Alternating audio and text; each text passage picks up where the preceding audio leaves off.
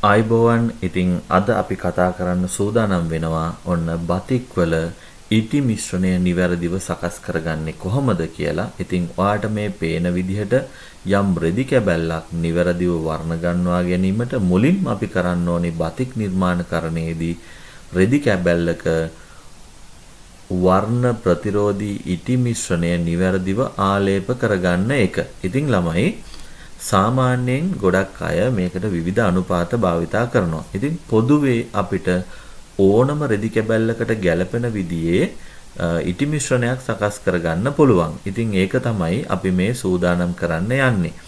එතකොට අපි මේකට භාවිතා කරනවා පැරෆින් ඉටි. ඔයා දන්නවා සාමාන්‍යයෙන් ඉටි පන්දම් නිෂ්පාදනය සඳහා භාවිතා කරන පැරෆින් ඉටි. ඔයාට මේ පේන්නේ යන්න ඒ ඉටි වර්ගය. ඉතින් මේ වගේ සුදු පාට පොඩි තහඩු නැත්තම් පතුරු විදියට මේ වගේ එනවා. මේවා සාමාන්‍යයෙන් කිලෝ 5 ප්‍රමාණයේ කොටස් විදියට සහ කොටස් කරපු ඉටි වාට මිලදී ගන්න ලැබෙනවා. සාමාන්‍යයෙන් මහා පරිමාණයෙන් මිලදී ගන්න කෙනෙකුට මේ වගේ ප්ලේට් 5ක් අඩංගු කිලෝ 25 පැකට්ස් ගන්න පුළුවන්. ඉතින් මේවා කොහෙන්ද අපි ගන්නෙ? ඒකත් ප්‍රශ්නයක්. අපි ඉදිරියට කතා කරමු. ඔයා මේ දකින්නේ මී ඉටි. මී ඉටි අපි භාවිතා කරනවා ඉටි මිශ්‍රණය සඳහා. එහෙනම් අපි රෙදි කෑල්ලක අපි සාමාන්‍යයෙන් නිවැරදිව ඉටි ආලේප කරගන්න යනකොට මෙන්න මේ මිශ්‍රණය හදාගන්න අපි මුලින් ගත්තා පැරෆින් ඉටි ග්‍රෑම් 500ක්. ඒකට අපි එකතු කරගන්නවා මේ පරිප්පු වැට වගේ පේන මී ඉටි. මේ විදිහටත් මී ඉටි වාට ලැබෙනවා. එහෙම නැත්නම් ඔයා කලින් දැක්ක පැරෆින් ඉටි වගේ ඒ වගේ ප්ලේට්ස් විදිහටත් ඔයාට මිලදී ගන්න ලැබෙනවා සමහර කාලවල වලදී මී ඉටි. හැබැයි ඒකේ වර්ණය කහ පාටයි. එතකොට මේ මී ඉටි භාවිතා කරන්නේ ඇයි? අපි ඉස්සරහට කතා කරමු. එතකොට පැරෆින් ඉටි ග්‍රෑම් 500ක් ගත්තා. අපි මී ඉටි ග්‍රෑම් 100ක් ගත්තා.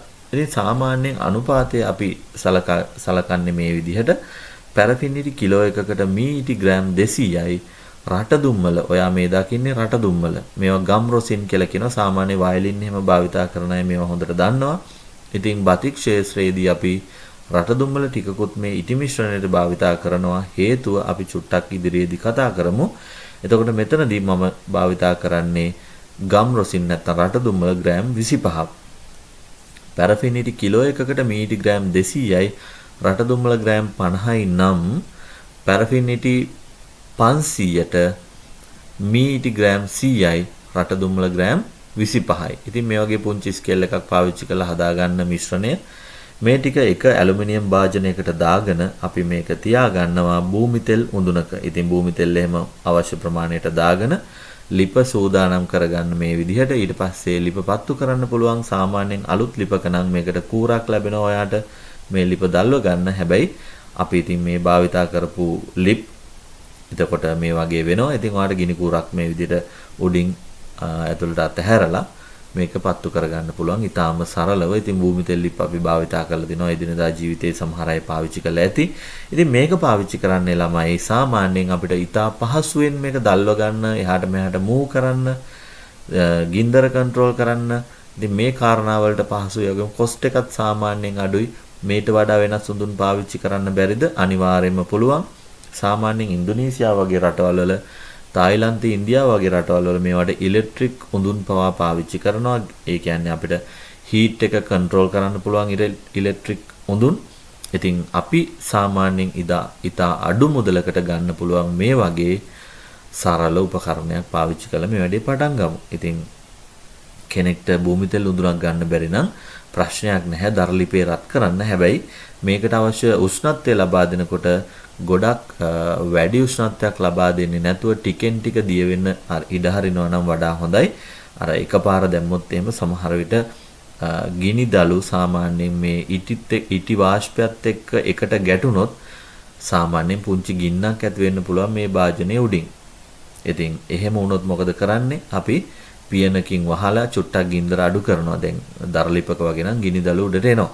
ඉතින් ඒ නිසා ඊටාම පහසුවෙන් පාවිච්චි කරන්න පුළුවන් එකක් තමයි භූමි තෙල් උඳුන. ඉතින් මේ ඉටි රත් කරන තැන ගොඩක් කවර් වෙන්නේ නැතුව හොඳ වාතාශ්‍රය තියෙන වාතය ගලාගෙන යන තැනක කරන්න උත්සාහ කරන්න වාගේ ඉඩ කඩනුව හේතුව මේක වාෂ්ප වෙලා වාෂ්පය පිරෙන්න පුළුවන් ඔයා කවර් කරපු තැනක භාවිතා කරනවා නම්.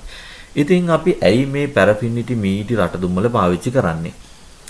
පැරෆින් ඉටි කියන්නේ කැඩෙන සුළු ද්‍රව්‍යයක්, කුඩු වෙන සුළු ද්‍රව්‍යයක්. ඔයා දන්නවා ඔය ඉටිපන්දමක් කඩලා තියෙනවා නම් මේක කුඩු වෙලා යනවා. ඉතින් පැරෆින් ඉටි විතරක් පාවිච්චි කළොත් රෙදි කෑල්ලකට මොකද වෙන්නේ? ඉතා ඉක්මනින් ක්‍රැක් වෙන්න බලනවා. ඉටි ගාලා තියෙන ආලේපනය, ඒ ආලේප කරපු තැන් ඉතා ඉක්මනින් කැඩී යන්න බලනවා. එතකොට ක්‍රැක්ස් වැඩි වෙනවා. ඉටි කුඩු වෙලා ගැලවිලා යන්න ප්‍රවණතාවයක් දක්වනවා. ඉතින් මෙන්න මේ කාරණා නිසා අපි පැරෆින් ඉටි විතරක් පාවිච්චි කරන්නේ නැහැ. මේකට දානවා චුට්ටක් ඇලෙන, නැවෙන, ඇදෙන, අපි කියන්නේ ආහන්නේ තන්නේ ගුණ තියෙන මී ඉටි. මේවට පුළුවන් චුට්ටක් රබර් ගතියක් වගේ පොඩ්ඩක් ඇදෙන්න, නැවෙන්න, තැලෙන්න පුළුවන්. ඉතින් මී ඉටි කියන්නේ සාමාන්‍යයෙන් මී වද වලින් ගත්ත ඉටි.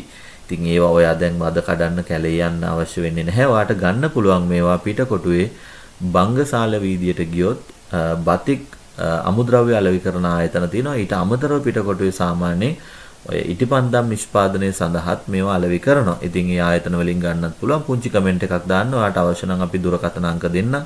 කතා කරලා ගෙදරටම ගෙන්න ගන්නත් පුළුවන්. එතකොට රටදුම්මල පාවිච්චි කරනවා රෙදි කෑල්ලේ ඉටි එක හොඳින් ඇලෙන්න, ඒ කියන්නේ හොඳින් රෙදි කෑල්ලට ඉටි එක සවි වෙන්න සහ වර්ණ යදුවාම හොඳ සීල් එකක් වගේ භාවිතා වෙන්න ඒ ඉටි මිශ්‍රණය අපි රටදුම්මලත් චුට්ටක් පාවිච්චි කරනවා. ඉතින් මෙන්න මේ වගේ තමයි ඉටි මිශ්‍රණය සකස් කරගන්නේ.